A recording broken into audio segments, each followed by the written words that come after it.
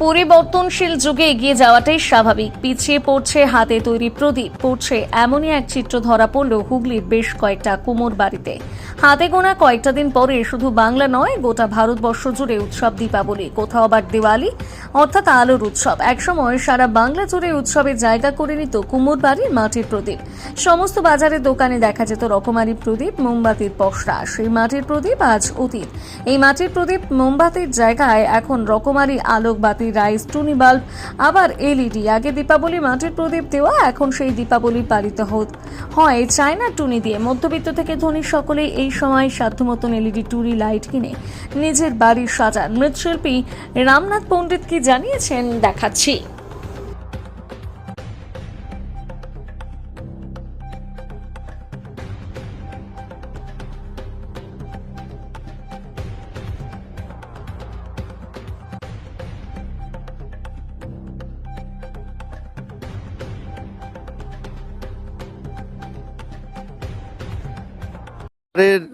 যে প্রদীপের বাজার কেমন? মোটামুটি খুব ভালো নেই। খুব ভালো নেই। কারণ কারণ কি, ওই ইলেকট্রিক মালগুলো যা বেরিয়েছে সেই জন্য। ওই এলইডি লেডি লাইট বেরিয়েছে নানা রকমের, সেই জন্য আমারটাই চলছে না। আগে আগে ঠিক চলতো, কিন্তু এখন সেইরকম চলছে না। আর এই যে বর্তমান যে এই যে মাটির কাজ, এই যে মাটির শিল্প, এতে তো নতুন করে কেউ আসছে না, ছেলেপেলেরাও আসছে না। নতুন কেউ আসে না। যে পুরনো লাগাচ্ছে সেই চলছে, আর নতুনের কেউ নেই। নতুন ছেলেগুলো সোজা বলছে আমি মাটির কাজ করবো না। আর এমনি মাটিও পাওয়া যাচ্ছে না, কয়লার অভাব, মাটির অভাব, কাঠ গুঁড়ি সবই জিনিসের অভাব হচ্ছে। আর এই এমনি তো মেটেরিয়ালস এর দামও তো অনেক হাই। অনেক হাই। আর আমরা বিক্রি করছি, সেইরকম দামও পাচ্ছি না বললে আরো আমরাও করতে ইচ্ছা করছে না কি আমি করব। এর আগে বাজারে চাহিদা কেমন? মোটামুটি আগের মতন নেই, চাইলে খুব কম, আগের থেকে অনেক কম হয়ে গেছে। কিন্তু দিয়া তো একটা পবিত্র জিনিস, এটা তো লাগেই।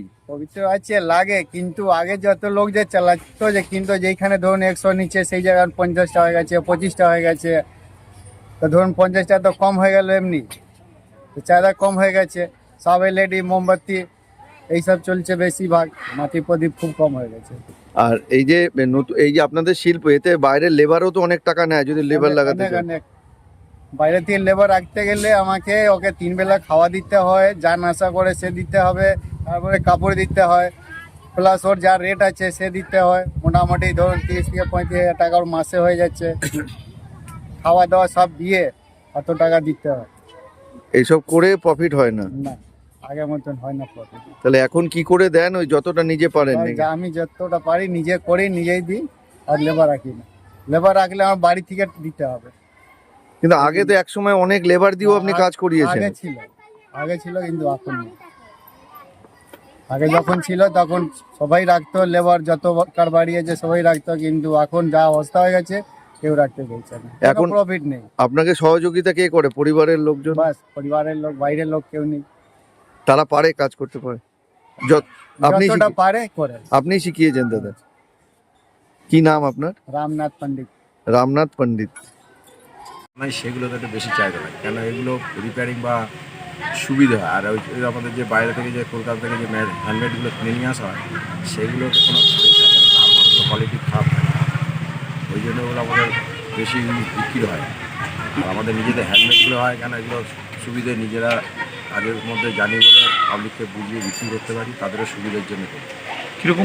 কীরকম বিক্রি বাট্টা আছে? মোটামুটি খারাপ না, এখন ওয়েদারের উপর ডিপেন্ড করে। ওয়েদার যদি ভালো থাকে তাহলে আমাদের তিনি ঘরে থাকে, যা বানাই হয়ে যায়। তা এবারে কিছুটা একটু কম বানানো হয়েছে, ওয়েদার যা দেখছি তাই সব থেকে বৃষ্টি হচ্ছে। আর নতুনত্ব আমরা এটা করছি, মাটির প্রদীপে সবাই তেল দিয়ে জ্বালায়।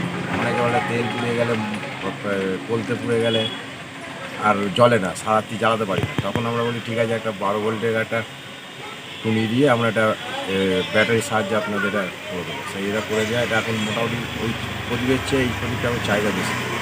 ছোটো করে প্রদীপ কিনে আসি আমরা, সব কিছু দিয়ে করে দেবো। মানে প্রদীপটা মাটিরই? প্রদীপটা মাটির, কিন্তু লাইটটা আমাদের 12 ভোল্ট টুনি বলে, সেই দিয়ে তৈরি করা। এটা ব্যাটারিতে জ্বালানো হয়। মানে কারেন্টে করতে গেলে এলিমিটার দিয়ে আমরা জ্বালাই। কীরকম দাম পড়ছে? এটা মোটামুটি আপনার একটা 20 পিসের একটা পুরো সেট করে দিয়ে আপনার 250 টাকা নিই।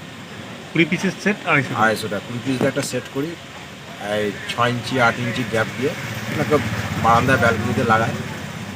মানে প্রদীপটা মাটির প্রদীপটা প্লাস্টিকের। মাটিরই ব্যাপার, প্লাস্টিক প্রদীপ আছে, এটা লোকে অতটা নেয় না, এই টাইপের দেখতে এটা মাটির বলে। তা ইয়ং জেনারেশনের কাছে এই মাটির প্রদীপের খুব কদর। হ্যাঁ। হ্যাঁ, মানে তারা বাড়িতে এই যে তেল দিয়ে যেটা জ্বালাতে যেটা রীতি আছে, ওনারা বলছে তেল একটু ভালো, সবই ঠিক আছে, কিন্তু ধরো রাত্রিবেলা আমরা জ্বালিয়ে শুলাম বা হলে নিভে গেল হাওয়াতে বা কোনো কারণে পোলতেটা পুড়ে গেল, বুকটা পুড়ছে প্রদীপে, দেখতে মানে কেমন লাগে। ওই জন্য একটা নতুনত্ব কিছু, তখন আমরা বললাম যে এটা একটাই উপায় আছে, এটা এরকমভাবে করলে কোনো হল লাইট আপনারা জ্বালাতে পারবেন। এই হিসাবে আমরা এই হিসাবে করা। কি নাম? হুম? কি নাম? আমার নাম রবীন্দ্রনাথ, ছোট্ট ইলেকট্রিক।